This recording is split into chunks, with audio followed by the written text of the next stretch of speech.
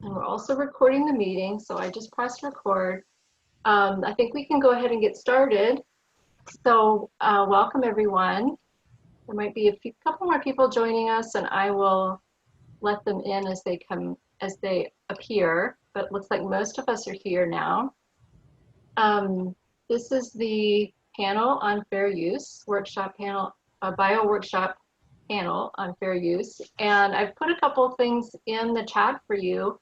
I've got some links to the Biographers International organization. If you aren't a member and you're curious about what we do, please look at that. We are an organization that supports biographers of all kinds, and we'd love to have you if you're interested in biography. There's a link there as well to how to join bio.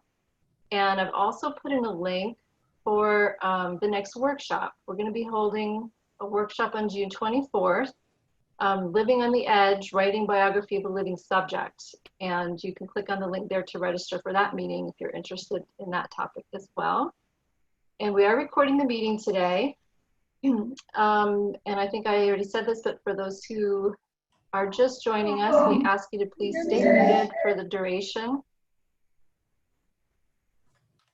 Okay, I think we're ready to get started. So Ann Heller was going to be the moderator for our discussion.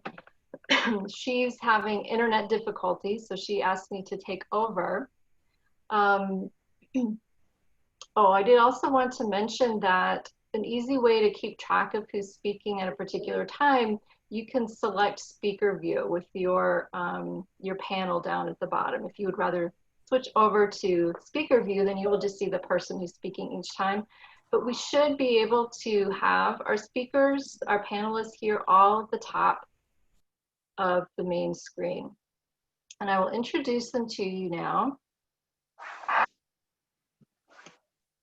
Okay, we have John A. Glusman, who is the Vice President and Editor-in-Chief of Norton Company. He's a veteran editor of biography. His authors have included Eric Larson, Saidiya Hartman, William Soter, William Taubman, Patricia O'Toole, John Lair, and many others. Quite an illustrious list. And we also have Brandon Butler, who's the Director of Information Policy at the University of Virginia Libraries, and was the co-principal investigator on the widely respected Code of Best Practices in Fair Use for Academic and Research Libraries.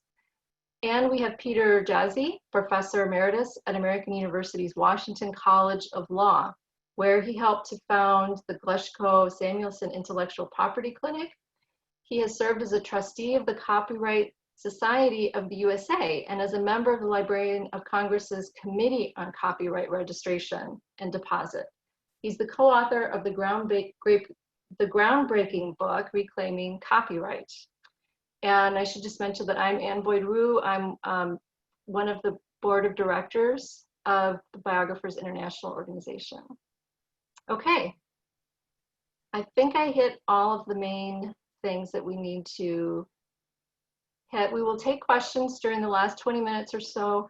You're welcome to type those into the chat and we can come back to those at the end. We did have a number of questions that were emailed to us ahead of time too. So we'll try to get to those as well before we go to new questions that people are asking during the session. Okay, so why don't we start with the question, what are the variables that govern fair use in the law? And I don't know who would want to start with that question. John seems to be the only one who's unmuted, but Brandon, do you want to talk about that? Well, Ann, I'd love to talk about that, but I wanted to see, could we defer to, I think Peter and John and I each had a little opening bit we could do. You're right, I'm sorry. Yes. Just by way of introductions of the material. You're right, I'm sorry, you did. Did you want me to show the slides now? Please, that would be great, and I believe Peter is first to talk. Okay, so just give me a second here to share my screen.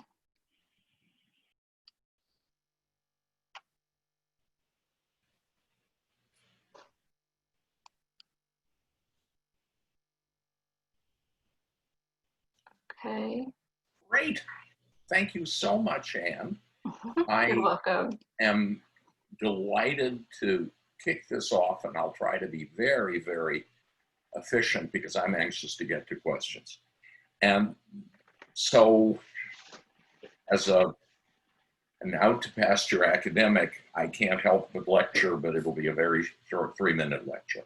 First important thing to know is background to this subject is that in the United States, copyright is really only about one thing, historically, constitutionally, etc., and that is about a common goal, that is the production of the making and the sharing of information of all kinds, comprehensively defined.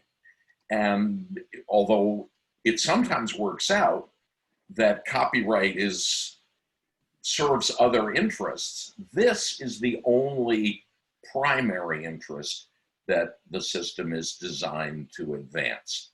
How does it do that? Well, in 2 ways. Let's look at the next slide.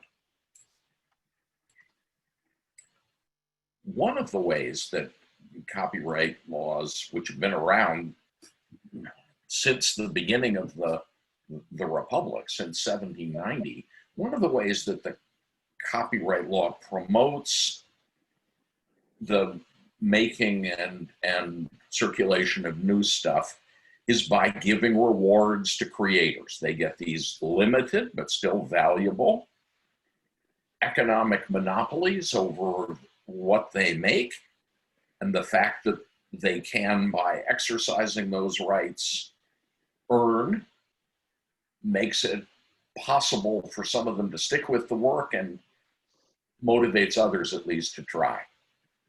The other way that copyright serves that large, fundamental, constitutional goal that I mentioned a moment ago is by making sure that when somebody does enter the creative field, whatever their sector of it may be, including, of course, biography, they aren't blocked out by a thicket of existing rights, that they have enough meaningful access to everything that's gone before to be able to make their new thing and make it well.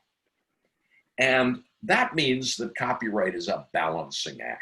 May I have the next slide?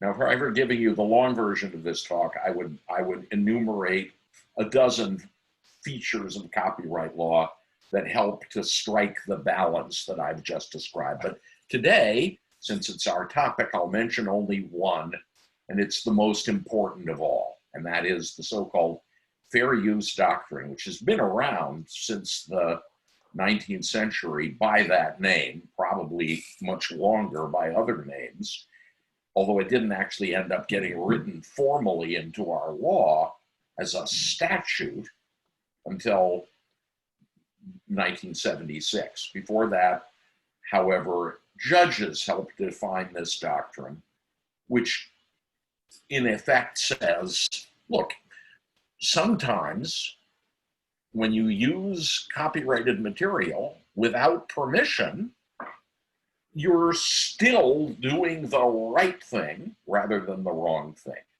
You're not an infringer. Now, what are those circumstances? We'll talk about that in a moment.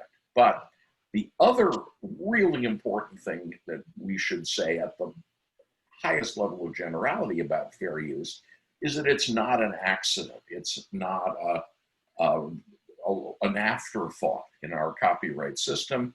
And no less an authority than the Supreme Court has said that really this is the device by which we assure that copyright law is consistent with free speech and the First Amendment rather than in conflict with it.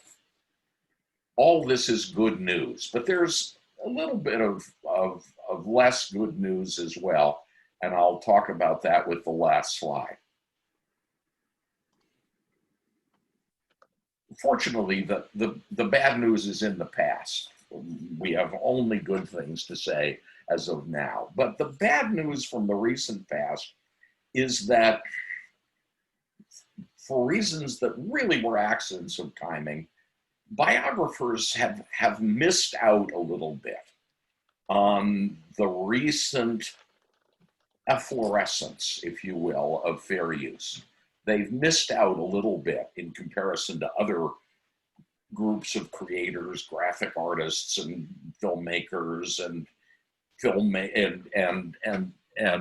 and musicians in making the most, to echo the topic of our webinar, of their fair use rights. And that's because some of the most famous decisions about biography and fair use come from the bad old days before 1994, before the law of fair use took a turn that Brandon will be talking about in a moment, that is much, much favorable, much, much more favorable to contemporary creators than it formerly had been.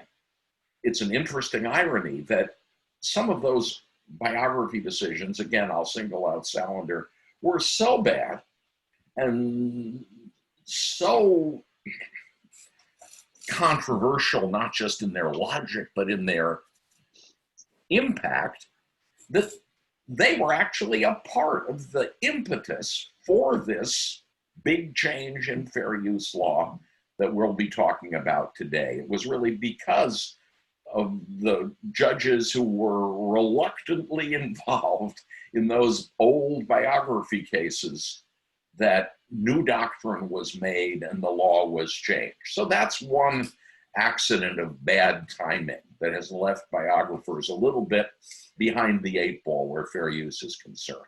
The other is perhaps not an accident of timing, but of some other kind, and that is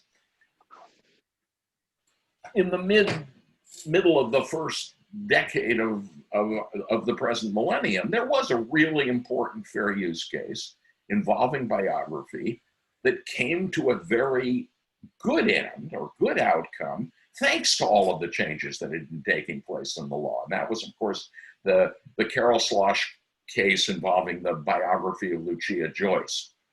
However, even though with a lot of help from the wonderful advocates at Stanford Law School, Professor Slosh took on the Joyce estate and got a lot of money as a result.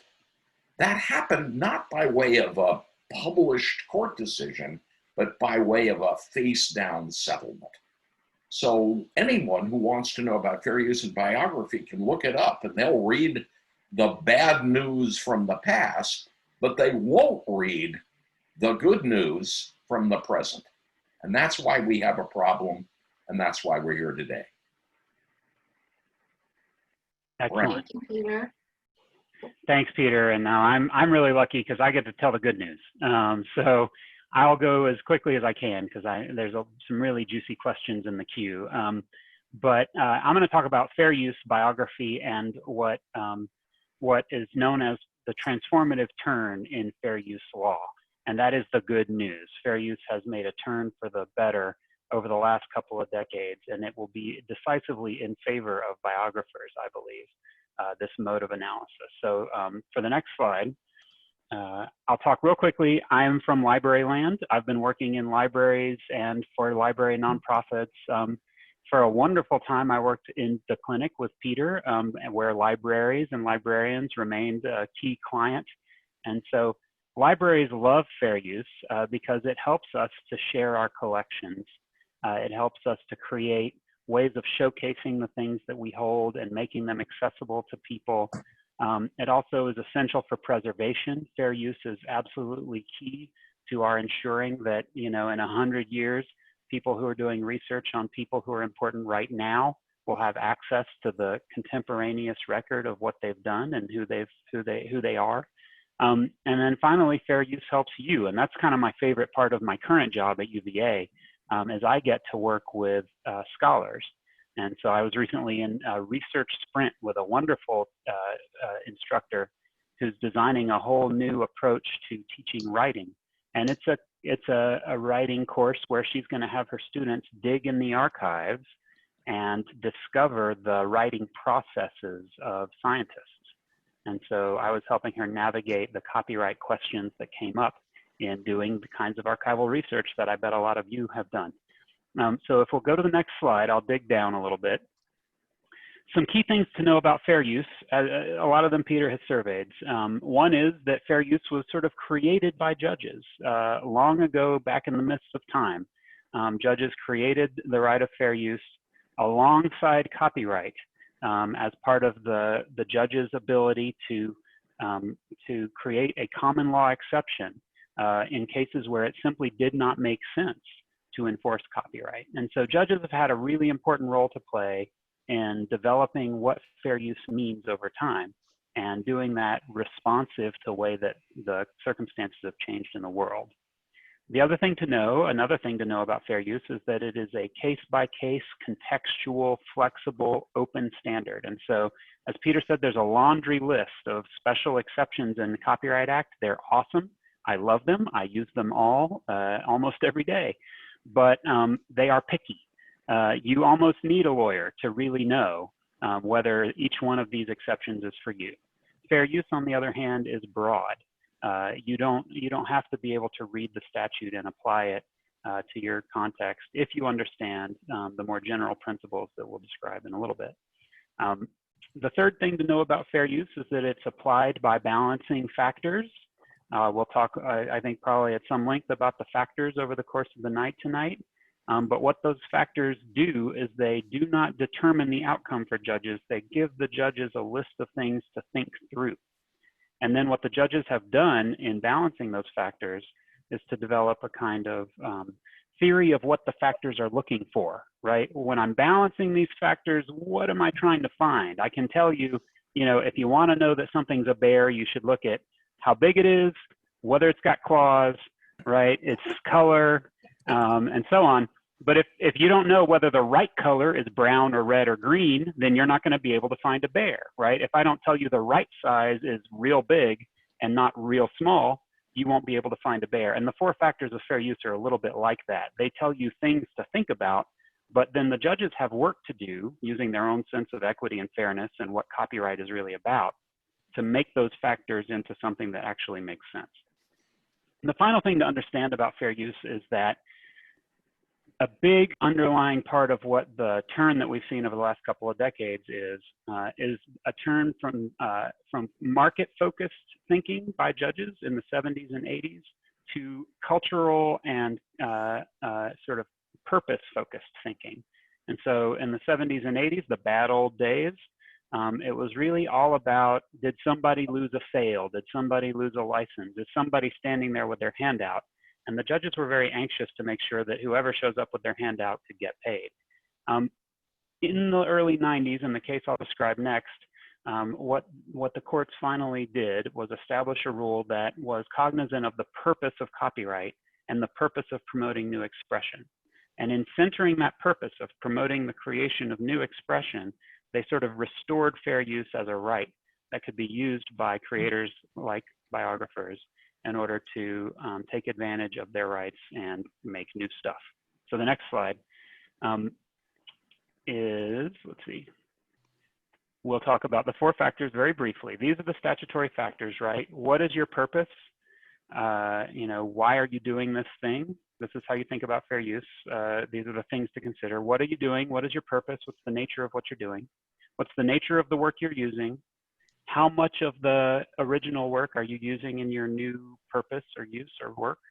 And what is the likely market effect? Now, again, as I've said, the problem with these four factors is we don't know on the face of them which ones are most important, what kind of market effect is a problem, right? A negative review has a very bad market effect.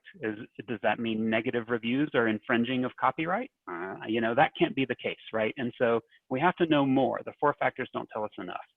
So if we go to the next slide, thankfully, transformative use has come to sort of save the day in the contemporary fair use era. This tells us what the courts are looking for when they're weighing the factors together and how they can think through these factors together. So a transformative use is a use of a copyright protected work for a new purpose, adding meaning, adding message, creating new insights, presenting it in a new context. That kind of use is something that copyright should not should not prevent, right? And again, think back to the original purpose of copyright. And so starting in 1994, and if we go to the next slide, in the case of Campbell v. Acuff Rose, these are the stalwart defenders of constitutional rights, Two Live Crew. In a case involving Two Live Crew and a really bawdy, raunchy version of Oh Pretty Woman by Roy Orbison, the court said, look, copyright is all about letting people create new things and creating new things that are interesting and valuable and that do not unfairly tread on the rights of the first creator. And so Two Live Crew had created a kind of parody rap version of Oh Pretty Woman, and the court said, look, this is a new creation. The fact that Roy Orbison doesn't like their version doesn't necessarily sound like something that we should give Roy Orbison the power to prevent them from doing what they're doing, right? So if we go to the next slide, building on that case, the Campbell case, where transformative use was centered, and the question became, what is your new purpose? And I apologize for my handwriting. I thought this would be a clever way to do a slide, but in subsequent tellings, I've found that many people can't read what I write. Transformative use is at the heart of fair use. If you've got a new purpose, new meaning, adding value, not a mere substitute, that is really the heart and soul of fair use. And if you can make that case that that's what you're doing, then the question is the amount you're using appropriate to that purpose? And that is really the way the four factors are cashed out now. The court will ask the four-factor questions, but these two factors really drive the analysis. If we go to the next slide, I promise we're wrapping it up. So I want to talk very briefly about the Bill Graham Archives case, because this is kind of like the good biography case.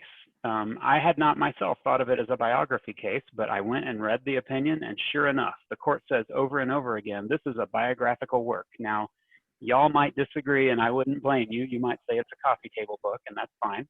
But it is a book about the Grateful Dead, and it included 7 concert poster images from the Bill Graham Archives, those Fillmore concert posters, iconic posters, at a reduced size and resolution, laid out as part of this timeline.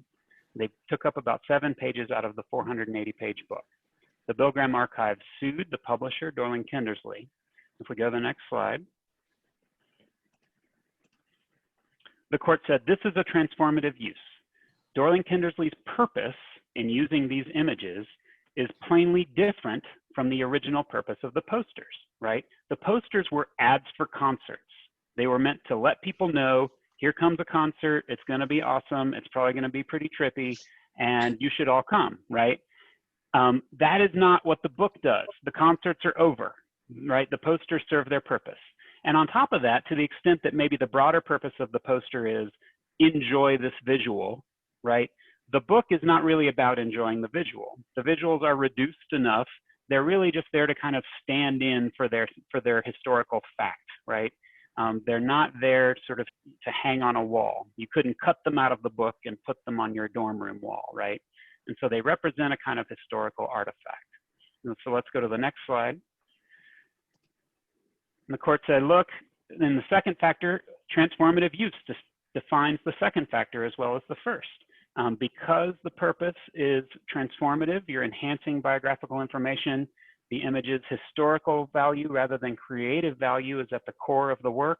And so again, because it's transformative, second factor favors fair use. If we go to the next slide. Appropriate amount, the court asks. These images are reproduced in their entirety, right? You can't just take like the bottom third of the poster. I mean, they're incomprehensible enough as it is, right? You can't cut them down. So the court says, look, you need the whole poster or it won't work. And since this is a legitimate transformative use, the whole poster is the right amount to use at this size and resolution. So again, transformative, appropriate amount, good to go. And now we go to the fourth factor. So the next slide. Market effect. Copyright owners may not preempt the exploitation of transformative markets. That means, right, if your use is transformative, the fact that someone wants you to pay them doesn't matter. The fact that Bill Graham Archives has a list that says, here's what it costs to put our posters in a book, doesn't matter. They cannot preempt your First Amendment right to express yourself in a biography, including material that's protected by copyright, just by creating a price list that tells you what you'd have to pay. And in fact, even the fact that you do pay some people sometimes doesn't mean you have to pay everyone all the time. And this is explicitly addressed in that Supreme Court case I mentioned earlier. And so there's no, you're not sort of bound to pay everyone all the time. You can't set a bad precedent by occasionally paying some people when it makes sense politically. You still have your fair rights when you need them. And again, because this is within a transformative market, Bill Graham can't stop you. So let's go to the next slide.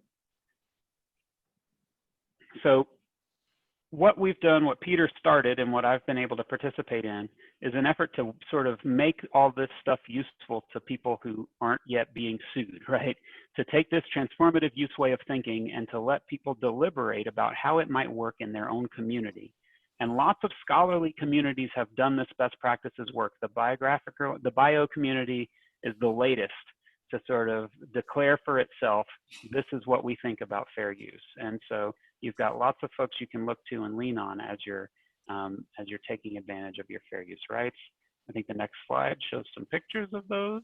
Yes, so you can find them all on the internet. They're very easy to find. And I strongly recommend reasoning by analogy to learn more if you have questions that fall outside of what your community has said. And I think that's all I have. If we go to the next slide. Thank you. Okay, thank you very much. My perspective is going to be a little bit different as a book editor. I've published letters, I've published diaries, I've published a lot of biographies over the course of my career at various publishing houses. The very first biography I signed, the very first book I signed up was a biography by Lyndall Gordon of T.S. Eliot when she was a young academic, I believe, at Christ Church in Oxford. Mostly the news that I have is very good news, you know, in terms of not only the biographers I've been able to work with, but the wonderful biographies that they've written, from John Lahr's award-winning Tennessee Williams Mad Pilgrimage of the Flesh, which was a National Book Award finalist and an NBCC winner, to most recently Saidiya Hartman's Wayward Lives, Beautiful Experiments, which won an NBCC. In the category of criticism, though, it's really a composite biography, a biography of several lives. Every book presents its own challenge. Every biography presents its own challenge. When I first broached the idea of publishing, putting together a collection of Paul Bowles's letters, he said, I can't imagine that anybody would be interested in reading my correspondence. And I thought, I can. And the book ended up being reviewed on the front page of the New York Times Book Review, and it was a publication that I know pleased Paul greatly. I published several diaries, a Holocaust memoir written by a young girl, Helga Weiss, who was interned in Terezin and then transported to Auschwitz, kept a diary. She survived, the diary survived, she completed it a year or so after the end of the war, and we published that as Helga's Diary. And if you go to Terezin, which is right outside Prague, there's a wonderful museum, and the frontis, the facade of the museum includes the artwork of some of the children who were interned there, including Helga Weiss. Then posthumously published diary by the North Vietnamese doctor Dang Thuy Tram, Last Night I Dreamed of Peace. And then, as I said, numerous biographies, beginning with Lyndall's book, which presented some challenges in terms of the amount of material. I think she felt comfortable using not only in terms of Eliot's poetry, but I'm sure she felt somewhat inhibited by the lack of a great deal of biographical information about Eliot himself. Remember, there was no access to the Emily Hale correspondence, even though that was a later chapter of Eliot's life. And instead of using the life to illuminate the work, she took an inverted approach, which was using the work to illuminate the life, and in the process of which created Eliot's later years, a sequel to her volume on Eliot's life up until his conversion. One challenge I did run into, and this is an interesting one, two challenges, and I really can't speak to very more than that, fortunately. One really involves the issue of permissions. I had published edited a biography by the then literary editor of the editor, I'm sorry, of the Times Literary Supplement, Jeremy Trelawn. And Jerry did a biography of Roald Dahl. Now, Farrar Straus had been the juvenile publisher of Roald Dahl, and I couldn't find a photograph that I was satisfied with for a jacket image. Nothing really pleased me. And then all of a sudden, we found a photograph in the Farrar Straus archives in the children's department that had been used on several children's books. And I thought that's a very dapper, interesting photograph of Dahl. But we couldn't track down the photographer. We looked and we looked and we looked and we looked and we looked. And then we took a chance and decided, since we had used this promotionally many years ago, we could do so again. It made a striking jacket. New York Magazine clearly thought so because they featured the jacket in their very brief review. I believe it may have been in the Best Bets section of New York Magazine at the time, or something like that. And within days, we got a phone call, letter rather, from a lawyer for the photographer saying that we were using this without permission. That was an interesting situation and a rare one. And then the only other situation, which was a bit more challenging both for author and editors, when I published an absolutely brilliant book by Jonathan Gould at Crown, the division of Random House. You're going to have to excuse me for 1 second. I'll be right back.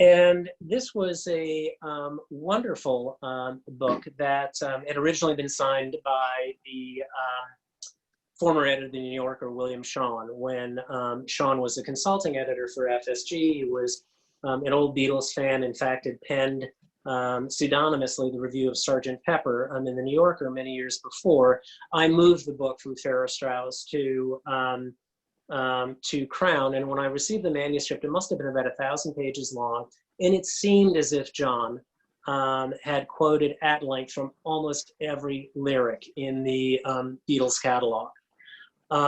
And from the position of the legal department at Random House and from the position of others as well, this was problematic. And I was told that we, had the right to quote free of charge 2 lines from each lyric, which is a big difference than quoting an entire lyric. And when I mentioned this to the author, I think he blanched or figuratively must have.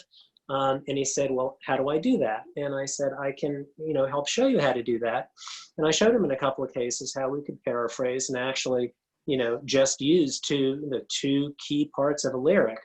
And I gave him several of these examples. And after a while, he said, I get it. And we did it for the entire book. It must be a 500-page book, makes extensive use of Beatles lyrics, much of which are paraphrased. And at the end of the day, John said, the book is better for this.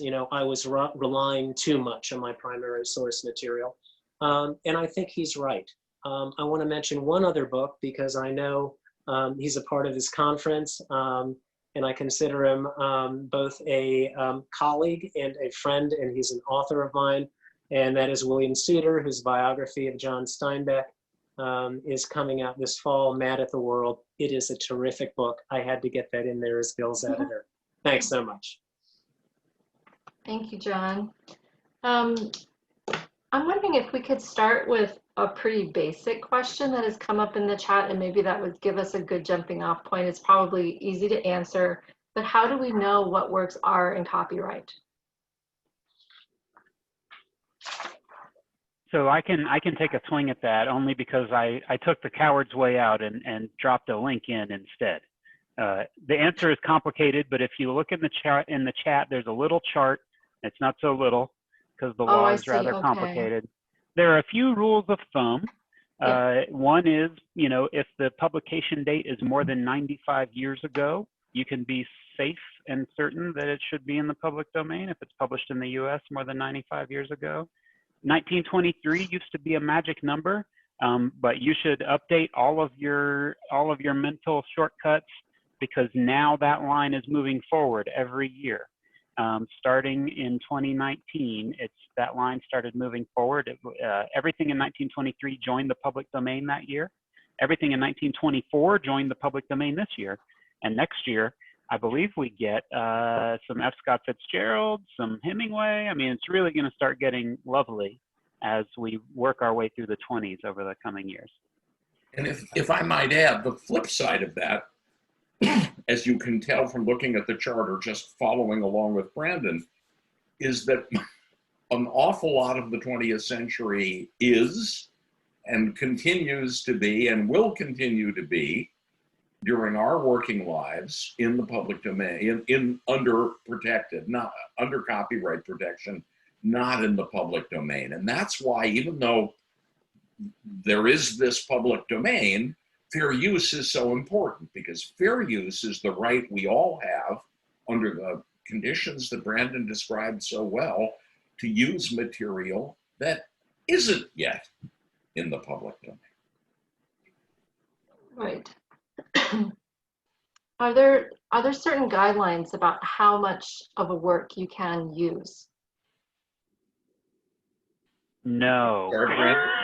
Yeah, that's what I thought. No, and you don't want one. You don't want one. I mean, the 2-line rule, I mean, there are lots of rules like that you'll read. I mean, even I've got the Chicago Manual of Style over here. I believe they have some kind of a rule of thumb for fair use in the Chicago Manual of Style. And none of it has any legal basis whatsoever. These are shorthand, the lawyer doesn't want to think through it kind of analyses. And also a lot of them are, again, from the bad old days when courts were really disinclined to permit fair use, and they were inclined to see like the shorter, the better, the smaller, the more modest. But we've just had case after case after case now, like that Bill Graham Archives case, where the courts have seen that the question is, what is the appropriate amount? And so these documents, this urban folklore of copyright, which is really what it is, not only don't they have any sort of substantial basis, but they're almost always hyper restrictive.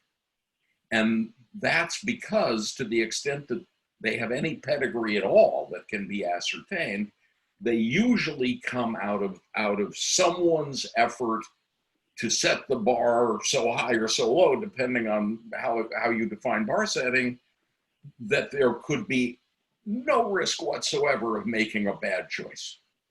And so they don't reflect law, although they may reflect a powerful level of risk aversion, which is fine, except that it doesn't make good books. Well, go ahead, Jim. Yeah, go ahead. I'm sorry. Yeah, there's another question to be asked. Well, I was actually going to direct us at you. I mean, I know of a lot of us authors have been given restrictions for a certain number of lines, or certain quotes that are a certain size, and that certainly happened to me as a Norton author. And I know one of the questions that Anne wanted to ask you was, are Norton editors and publishers trained in the use of fair doctrine? How are they interpreting it? And how do you decide these things? Because as William Souter pointed out in the chat, there's always the question of whether you'll be sued or not. Is that kind of what's governing this? There are some general rules of thumb, and there are ongoing discussions about this, and there are several levels at which books are read by editors, of course, first, by copy editors second, and then if there are questions that we feel need a legal opinion on, we will have a legal read to address those questions. So there are certain rules of thumb, certainly, that we work with and that other publishers work with, and that I myself had to subscribe to when I was writing my own book about my father's experiences as a prisoner of war in the Philippines and Japan, Conduct Under Fire, which was published by Viking Penguin. So I've seen this, and you're all published writers, you know this. I've seen this from the other side as well, but absolutely there are, rules of thumb in terms of, expansive block quotes and the amount that's being quoted as well. And I'll be honest with you, I don't think any of our books have suffered as a result of that. And to the contrary, as I pointed out in the instance of Can't Buy Me Love, I think they were enhanced and improved by that. And I know other biographers who have said the same. I'm always, as an editor, much more interested, obviously, when a text is integral, to a literary analysis. You want to include what you can, but I also don't want to lose sight of an editor, as an editor rather, of a narrative voice, and to feel as if all of a sudden I'm up against a wall of text without context. If it's integrated, it's one thing. But even if it is integrated, yes, there are rules of thumb that other publishers will subscribe to as well, such as Random House. Okay. I know a lot of people are asking in the chat, and I think this came up earlier as well. What about work that is in archives? Okay, so that isn't published, is that treated differently by the fair use laws, but then also by publishers? Now, the answer from the legal standpoint is not where the application of copyright law is concerned. Now, sometimes an archive has material that's restricted. And if that material is provided to a biographer against the terms of a donor statement, for example, that the archive could end up in hot water, not the writer or the publisher, obviously, but the archive itself. But there was a big fuss, and it was reflected in that terrible Salinger decision, which fortunately we no longer have to worry about, at one time, about whether fair use law applied with equal force to unpublished and published work. And a lot of things in archives, not everything, of course, but a lot of things are unpublished. So the Salinger opinion, which appeared to say that you couldn't, or that it was much more difficult to make fair use of unpublished works, was a big problem. So much of a problem, in fact, we went and got it fixed by Congress. So that's no longer an issue thanks to that strategic intervention in, what was it, 1990, I think. Okay. So the only thing really is donor restrictions, and that's not a copyright issue. Okay, because I know that one other tricky thing, which I'm sure you all know, but which is important to realize, and that has to do with rights and letters, that in the sort of typical copyright analysis, if you get kind of correspondence in an archive, the copyright to the different elements of the correspondence belongs to or belong to the authors of those letters or their families or their estates. Mm-hmm. So clearing all of that can get enormously complicated. And sometimes you can clear one side, but you can't clear the other side. And that's, again, the great thing about fair use. While it may not allow you to publish an entire correspondence at length, it allows you to quote appropriately from both sides of such a correspondence without having to worry about clearance issues. Okay. Did you want to talk any more about the Salinger case, or have we covered that well enough? About what I think there are two important points to make about Salinger. One is that it was decided at a time when the structure of copyright fair use decision-making was different from the one that Brandon described. It was just guided at a time when it was all about the money and not about the culture. And that's obviously that was swept away in 1994 and hasn't come back and won't come back, I think it's fair to say. And the other thing is that it was complicated further by this gimmick about there being different fair use standards for published and unpublished works, that having made that mess, the courts couldn't easily fix it themselves. So the Congress was nice enough to fix it for them. Okay. And does fair use apply equally to different kinds of materials like literary prose, factual writing, poetry, lyrics, photographic images? Right, they're all treated the same. Correct. Yeah, that's one of the great things about fair use. It is broad in its application. You know, other parts of the law are only for a print copy and not for a digital copy, or only for a teacher in her classroom, but not a camp counselor at the summer camp. And fair use isn't like that. It is very broad in general. Now, sometimes you hear that music is different or something else is different. And that turns out just to be another way of saying that there is a belief, and it is a belief, it isn't factually demonstrable, that music copyright owners are somehow more aggressive toward follow-on creators than literary copyright owners or artistic copyright owners. But they aren't. They may bark a little more, but they don't bite at any greater rate.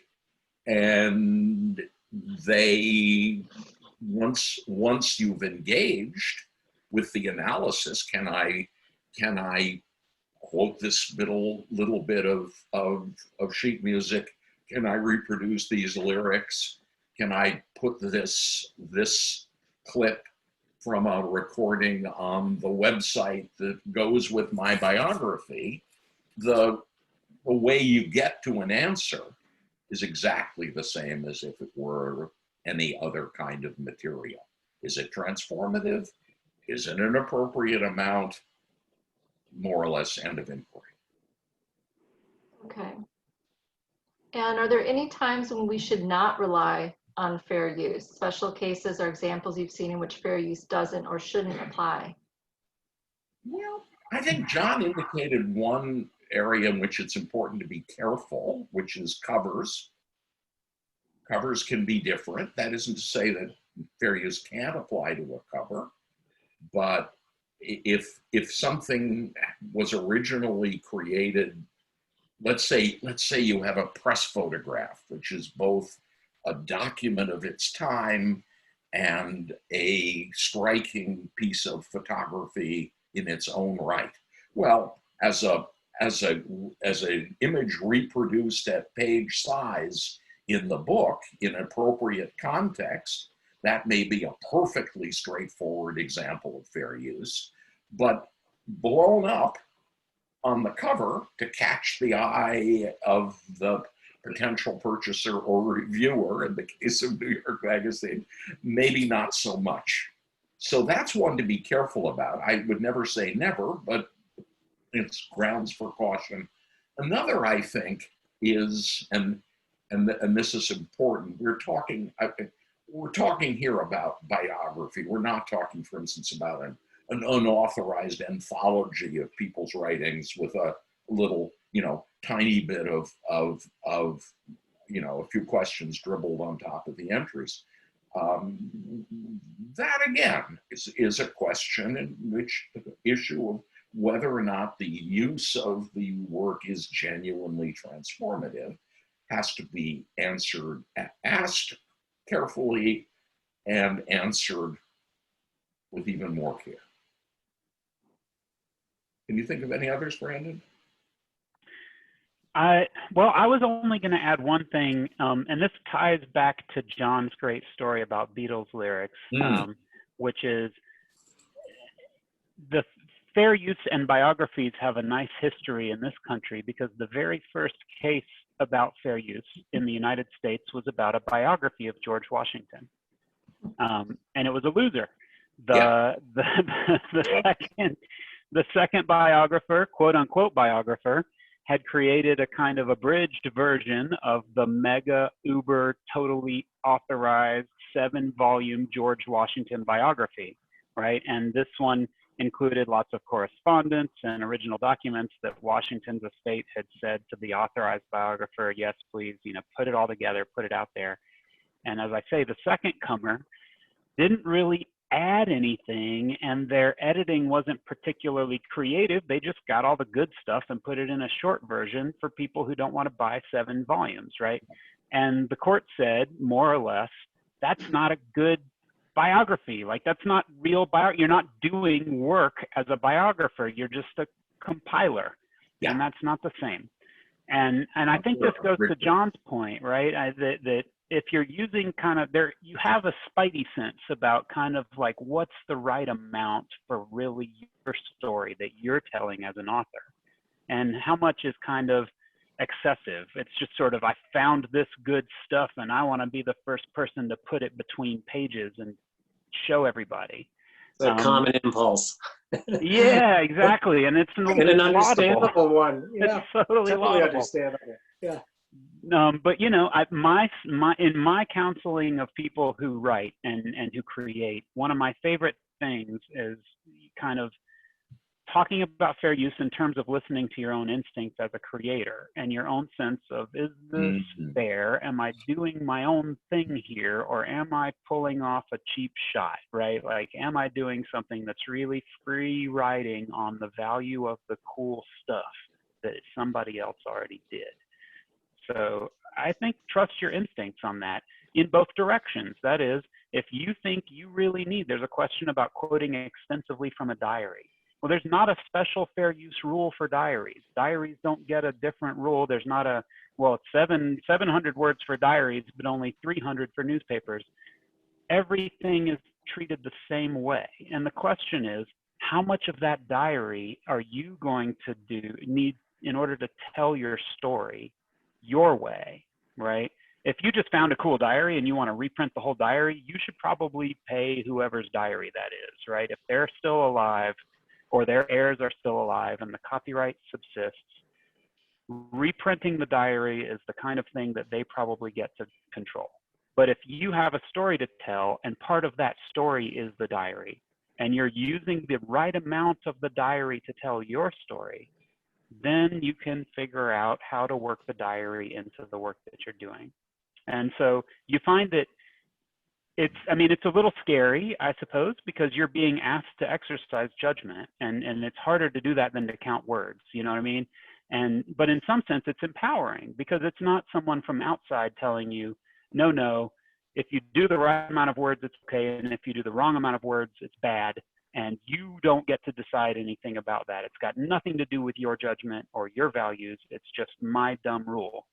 Well, no, it's actually, you can think this through. You can as a professional, the values that you have are useful to you in thinking about fair use. I'll tell you an interesting story about that. Brandon mentioned that for a while, different combinations and permutations of our group have been doing these fair use codes and statements with various practice groups, sort of very much like the one that Bio did for itself. And the very first one we did was with documentary filmmakers, and they were very resistant to this. They thought, well, you're asking me to make judgments here, and we want rules, and what are we going to do with this document? And the answer was, you're going to use your best judgment, which is usually the same judgment that you would use to make a good documentary film. So kind of reluctantly to begin with, and then as time passed, a little more enthusiastically and a little more frequently, until now, it's more or less the standard in the field. People started doing it. And then an amazing thing happened. And that is, nobody got sued. We're 15 years and counting, and nobody who's operated within that code of best practices for documentary filmmakers has ever been sued. Not lost a suit, but been sued. And that's because generally rights holders understand this stuff as well as users do. They're not going to get involved in lawsuits, which they are likely to spend a lot of money to lose. And so if you operate in good faith, if you make judgments that are sincerely based on your idea of what story you're telling and how best to tell it, if you stick with your community, insofar as your community has articulated any common approaches to this topic, you're not in a very vulnerable position. And the other thing, and somebody asked this in the chat, and it's really an important thing, and that is, if somebody then goes ahead and sues you, that's uncomfortable. You might have to defend yourself, or somebody else might have to defend you. But if somebody sues you in a case where you're engaged in what is sort of indisputably fair use, then not only are they going to lose, not only are they have to pay their own costs, but they're going to have to pay your costs. And there have been a whole series of court awards in cases involving sort of somewhat edgier fair use cases where the courts have said, well, of course this is a fair use. You should never have brought this case. Now pay them. So the risks are not great here. The risks are not great here, and part of the challenge is how authors who feel that they need to quote more, incorporate more material, can make their publishers, their editors, their everyone in their circle and system understand that. And part of the issue with the answer, I think, is collective action of the kind that Bio has begun. So Kai Bird is asking in the chat, and I think this is a good follow-up because I've been having the same question in my head. So have editors and publishers finally understood that the Salinger case is no longer determinative? I see Carl shaking his head. I think what you all are describing is wonderful, but I know most of us have discovered that our publishers don't really give us that latitude. And I know I've had to cut back on things, and maybe it makes it work better, but in the case of images, it's been a real problem. I haven't been able to use images that I couldn't get specific permission, but we can talk about images separately, but what about publishers? Well, I don't know. I mean, I'm not in publishers' heads or offices. I know a little bit more about lawyers, including lawyers who give advice to publishers. And although I never would speak ill of individual lawyers, I can, I think, say something about lawyers in general. And that is, many lawyers, very good lawyers, very successful lawyers, very prominent lawyers, who were trained before the year 2000. I'm making that up, but it's roughly right.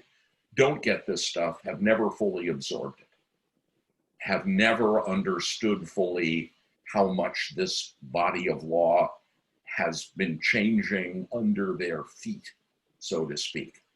And since you can almost never get into trouble as a lawyer by telling somebody no, there is a lag here, and it's a pretty big lag. One of the best things that one can do with sort of community statements of consensus and fair use is to use them to help one's, whoever it is, one has to persuade. Maybe your publisher isn't, your editor is completely persuaded, but their lawyer isn't. These documents and the materials that exist to support them can be used very effectively to, let me think of a delicate word here, to educate decision makers, gatekeepers in this system about what the law actually is and about what a dead letter, a case like Salinger, actually represents, so to speak. Okay. Images, if we can take that for a moment, Yeah. are, again, not different. Images respond to, just as music and text and so forth, respond to exactly the same analysis that we might. Well, in the case of images, who owns the copyright? Is it the person who took the photograph, and what if they're dead and they didn't have any heirs, or is it where it was published?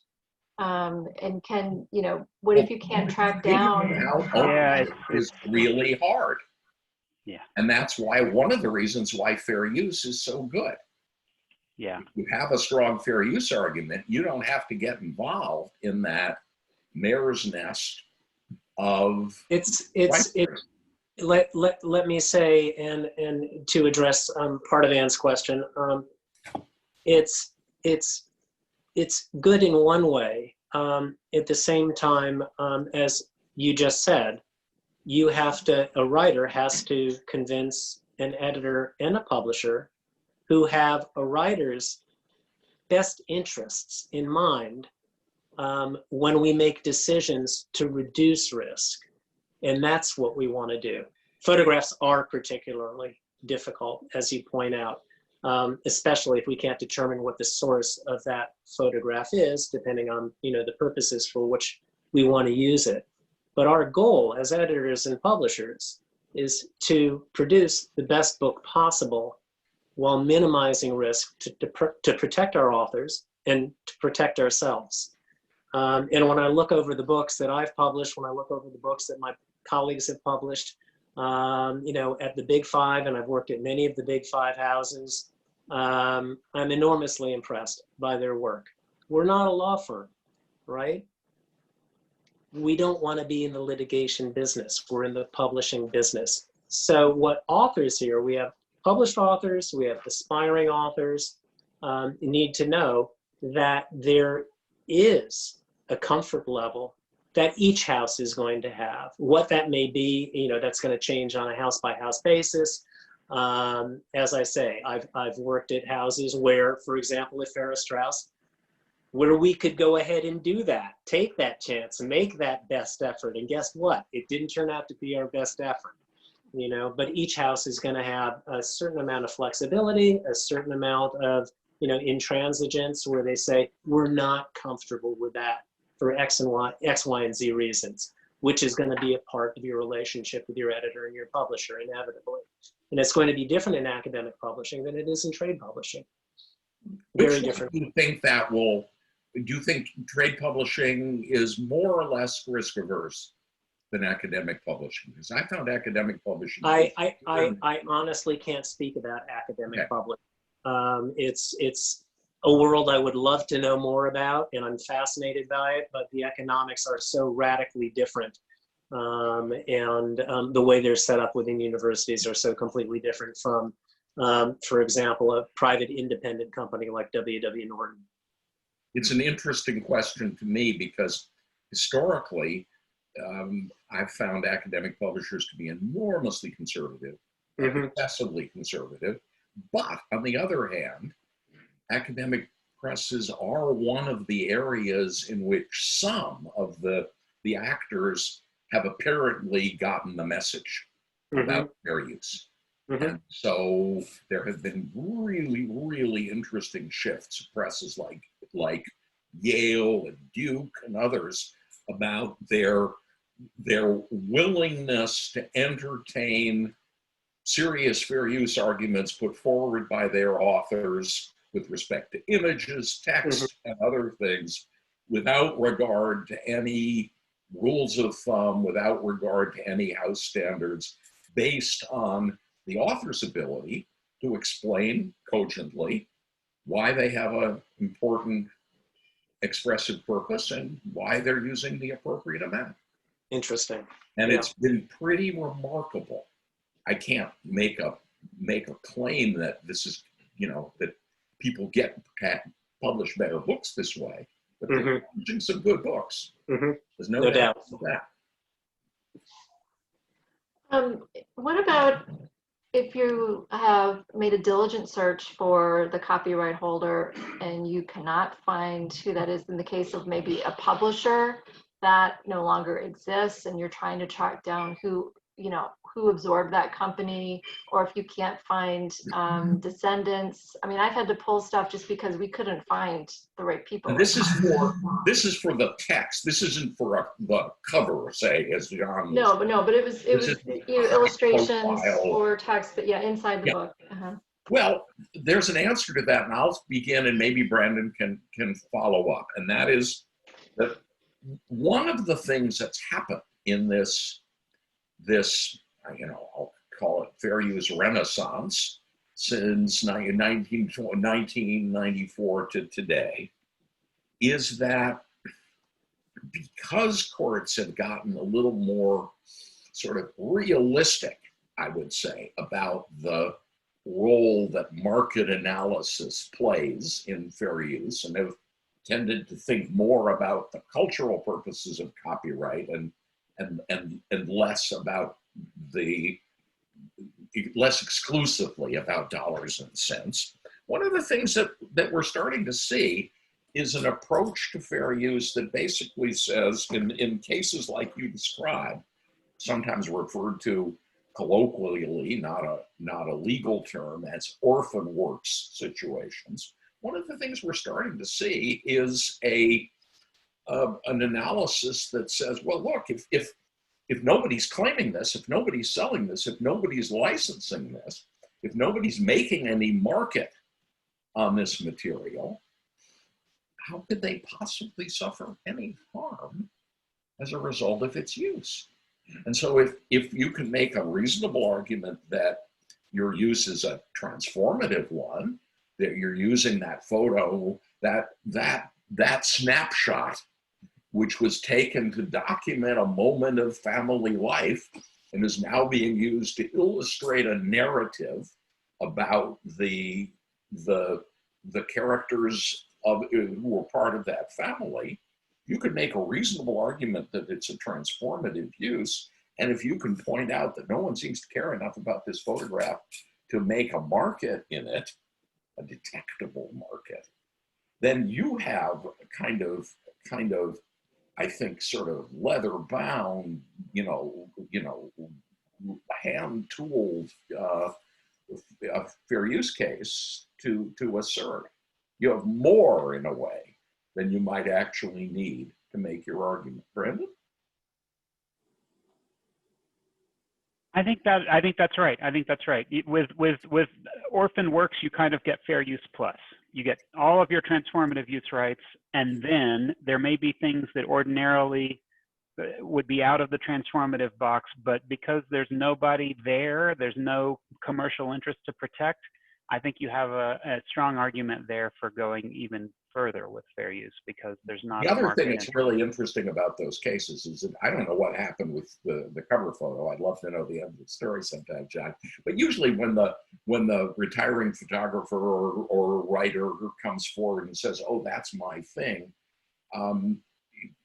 if they've bothered to talk to a lawyer before they do, and if a lawyer has written the letter, then I hope they talk to that lawyer. They've been told that they're not going to get a windfall. They've been told that they're not going to get some elaborate multi-$1,000 sort of penalty award, because they're not entitled to that under copyright law. So even if they come out of the woods and say, well, really, you should pay me, then what you've got in effect is a licensing transaction, and you do it.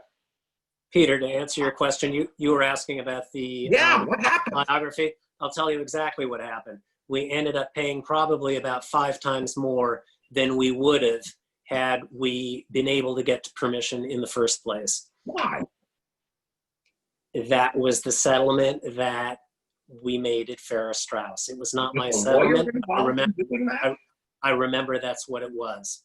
That's really interesting. I'm not sure. Yeah. I'm not sure that an up-to-date lawyer today. This was many years ago. Right. This was many years ago. If you on your side I'm guessing in the early 90s. Yeah. Yeah. Well, in the early 90s, this was a whole different world. That's right. Yeah. Yeah. Interesting.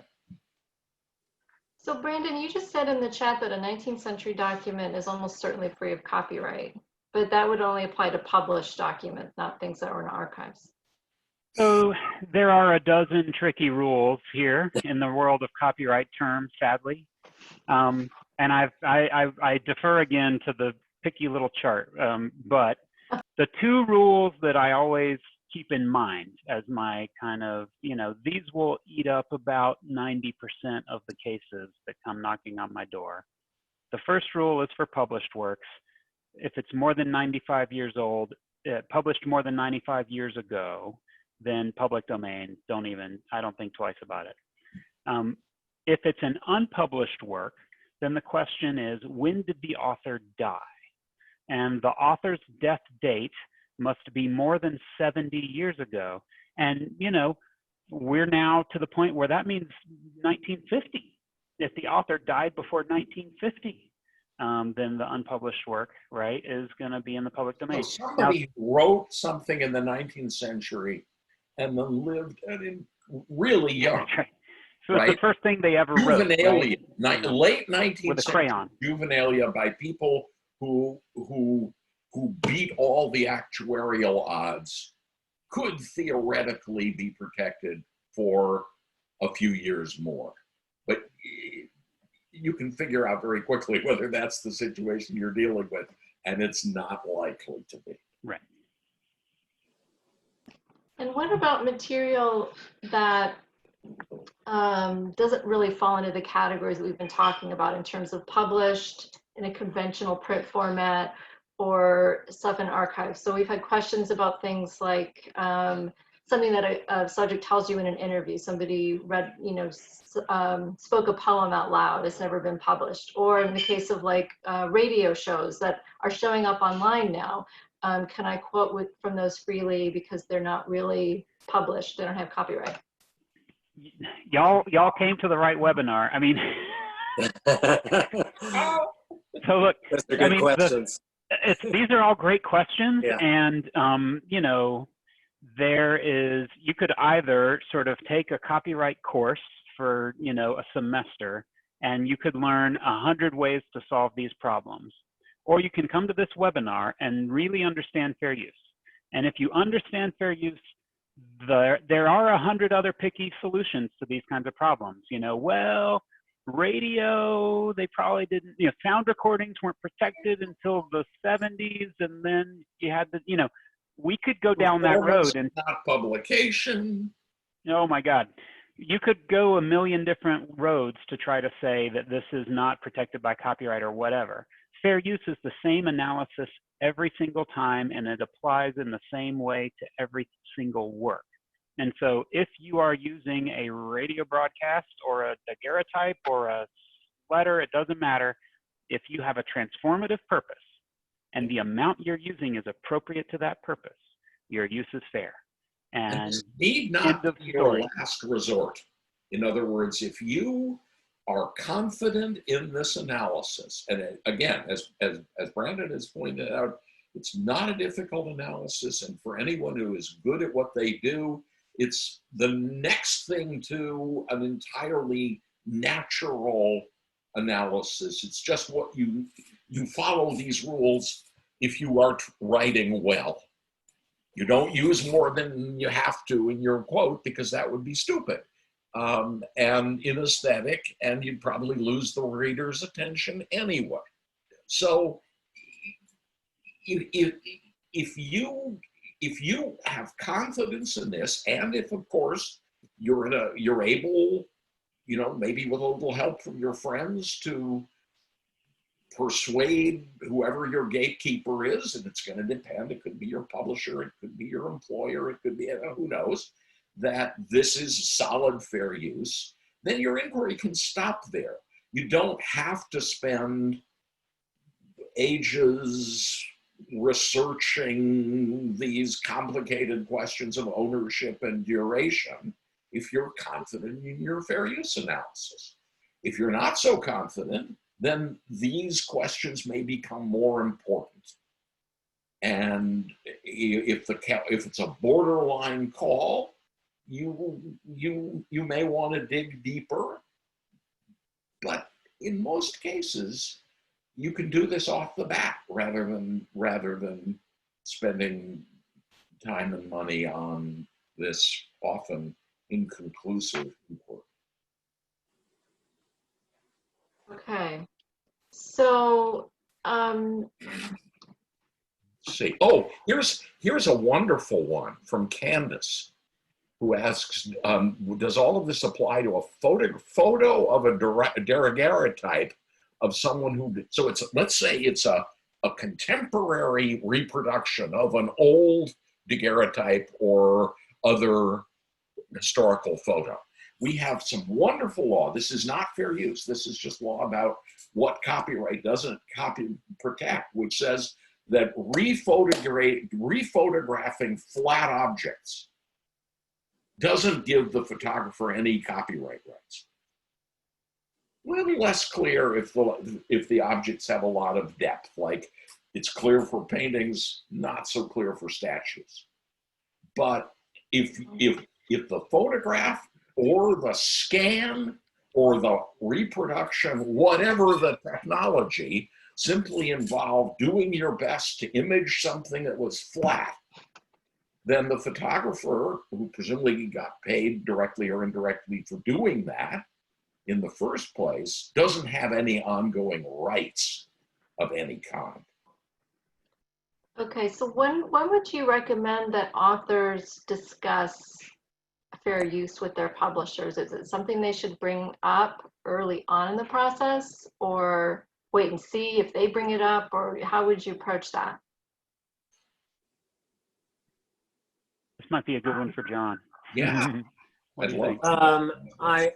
I would say don't be afraid to talk to your editor or publisher at any time if you have any question whatsoever. And one of the first things I say to my authors when we're lucky enough to acquire them is that you always have an open line to me.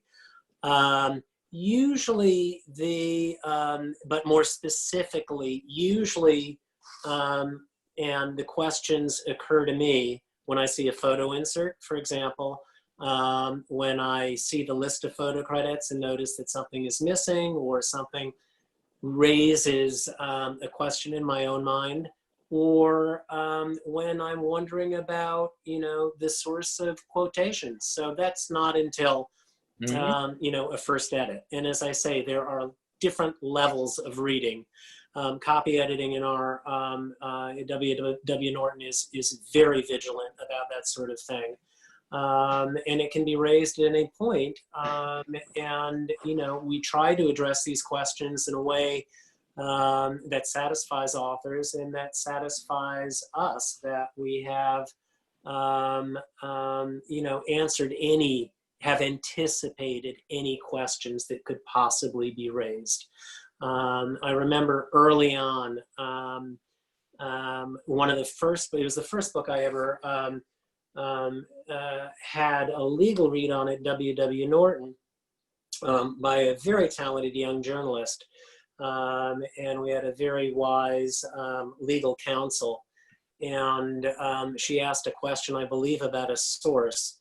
And my author answered, well, I'm 99% sure. And she replied very quickly and said, 99%, that's lovely. I'm concerned about the 1%. And that's what we try to anticipate, what could happen, and how can we avoid something from happening? And I think every other publisher does as well. One thing also I think I should address, to put this into context, though it's true of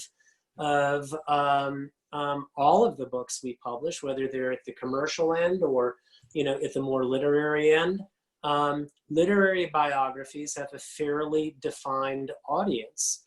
And as much as I love the category, and I have biographies on almost every season's list of mine, it's a fairly well-defined audience. And, as I say, you want to do everything to make sure that an action isn't brought, whether it pertains to photographs, whether it pertains to text, And again, our priority is just making sure that we have the best book possible, and hopefully that's one that our authors agree with also and are proud of. And I think most of our authors indeed are, though I recognize there are bumps in the process, of course, as I recognize from writing my own book and writing my own articles as well.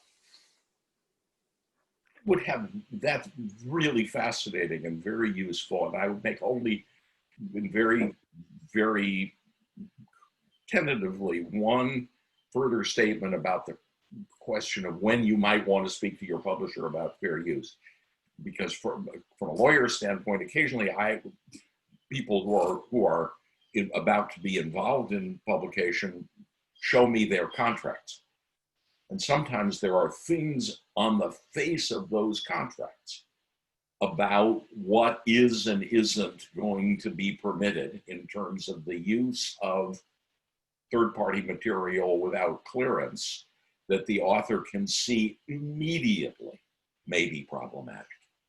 And so that's not necessarily, if you see something on the face of the contract, if the contract says, no more than 25 words, and that you're going to be consistently, for what you believe are good reasons, wanting to quote more extensively, it could be of value to raise it early on.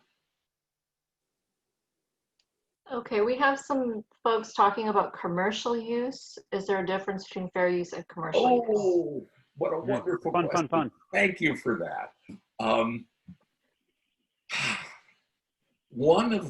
Remember that Brandon and I said that the sort of the old dispensation, the pre-1994 understanding of fair use, the way of thinking about this that was swept away shortly after Salinger was very money oriented. And so one of the features of that money orientation, and the Supreme Court had some responsibility for this, and fortunately, eventually they fixed it, was the belief that somehow fair use was more applicable to non-commercial than to commercial activities. That if you were I don't know, a charity or something, or maybe a nonprofit educational institution, you had some fair use rights that you didn't have if you were just trying to make a living or trying to run a business. And that's another bit, one of these old ideas about fair use that was never entirely true, has no relevance now, but hangs on, in part because old information dies hard, and in part because there are a lot of lawyers out in the world who haven't bothered to re-educate themselves in the last 25 years. That's just unfortunate. And how can I prove this proposition to you? Well, what I would do is I would walk you through the last 25 major cases in which fair use has prevailed in American courts at the Supreme Court level and at the Court of Appeals level. And I'd ask you to point out to me the ones that involve non-commercial use. And there would be none. It's all about commercial use. Non-commercial use is so far off the map that, for the most part, nobody even bothers to dispute it. Okay. So, Brandon, can you just quickly repeat the 4 factors determining fair use? Yes, but I will have to give a disclaimer that those factors are not helpful. They're not what? They're not actually helpful. So, I mean, if you look in the I've got my copy here. I was going to hold it up a little while ago. If you look in the statutes, Section 107 of the Copyright Act, you will find the fair use codification there. And that codification takes the 4 factors that appeared initially in that George Washington biography case. What, 1841? 1841, right? Folsom against Marsh. And so the judge in that case, brilliant guy, said, well, one way I can tell whether something is fair is by considering these 4 things. What is the purpose and character of the use? What kind of thing are you doing? So your answer might be, I'm writing a biography, right? I am illuminating the life of a person. The second question they ask, what is the nature of the work I'm using? Well, it could be a photo. It could be, as we've said, the nature of the work ends up not mattering. Courts literally never care, and it's become such an open kind of secret that courts are now saying, in one sentence, the second factor almost never matters. We find it doesn't matter here. End of that. The third factor is the amount. How much did you use? Well, how do you know how much is the right amount? We've had lots of questions tonight. Is one word too much? Is one sentence? Is one paragraph? My editor told me it was 2 sentences, but my last editor before that said 5. There is no magic amount. You have to think about this holistically. And then the last factor is, what is the effect of your use on the market? And so what I said very early, and I know some folks had to come in a little bit late, so you may have missed the first bit, is the courts and scholars have looked at all these opinions. I literally read every single fair use opinion since 1970, and they've seen the evolution. And what the courts have done is they take those 4 factors and they really view them through 2 core questions. Is your use for a transformative purpose, a new purpose relative to the original purpose of the thing you're using? And so again, for a biographer, are you taking a concert poster used to advertise concerts and including it to help your readers get a sense of what was the aesthetic of the time, right? Or what was this poster like that you're talking about, that meant so much to the person that you're trying to portray? So is your purpose different from the original purpose of the work? And then if yes, have you taken the right amount given that new purpose? And generally implied in all of that is, given all of that, isn't your purpose not really going to intrude on the legitimate market because you're doing something new, right? And so we've had lots of questions about archival materials, old photographs, and things like that. You can imagine why fair use is really powerful for a lot of these materials, because their original purpose is sort of lost to the mists of time, right? Somebody took a snapshot of their sister on a vacation, or they wrote a letter to their cousin. Those things, they're done. Their purpose has been served. They have no commercial purpose. Incorporating them into a biography is almost always going to be transformative. It's hard to imagine when it's not going to be transformative, unless, as I've said, and I think Peter, I know, has said, the big exception that we always have in mind is just reprinting the whole thing because it's cool and you want to be the first person to print the whole thing, right? Those are the kinds of uses where generally, even I, who I have an expansive notion of fair use, if you couldn't tell, I still think that's where the person who wrote the letter or the diary or whatever should participate in that. If you're just going to reprint the whole thing because you think it's cool and other people will think it's cool, that's hard. But if you have a story to tell and you make that thing subservient to your story that you're telling in your version of the story, then you're going to have, you all are very well situated. And there are many cases along these lines. So, you know, the last thing I'll say, I'll mention this because it's something that occurred in the documentary film community. What would be nice and could be very interesting is if a publisher would start the chain reaction of being the fair use friendly publisher. And this happened in the documentary filmmaking community.